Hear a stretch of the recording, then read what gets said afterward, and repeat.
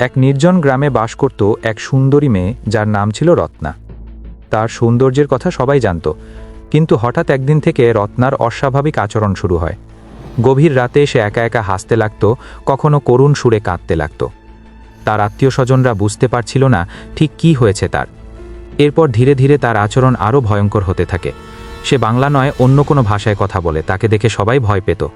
শেষে বৈদ্যের দ্বারা তার ওপর ঝাড়ফুঁক করালে জানা যায় যে রত্নার ওপর এক জিনের প্রভাব আছে। সেই জিন রত্নার দেহ কেড়ে নিয়েছে।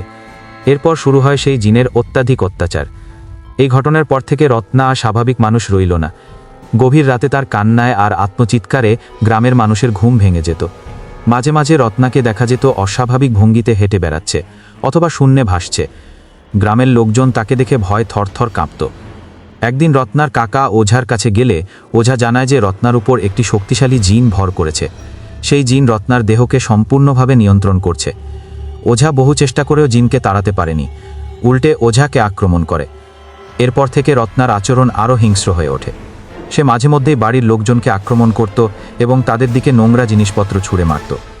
গ্রামের লোকজন রত্নাকে এড়িয়ে চলত, এমনকি রত্নার বাবা মাও তাকে ভয় পেত। একদিন রত্নাকে তার ঘরে মৃত অবস্থায় পাওয়া যায়। পুলিশ এসে ঘটনা তদন্ত শুরু করে, কিন্তু তারা রত্নার মৃত্যুর কারণ খুঁজে পায়নি।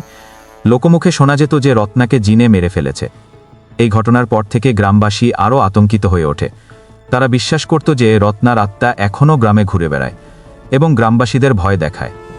এরপর থেকে গ্রামের লোকজন গভীর রাতে ঘরের বাইরে বেরোতো না, এমনকি ছোট বাচ্চারাও রাতে বাইরে বেরোতে ভয় পেত।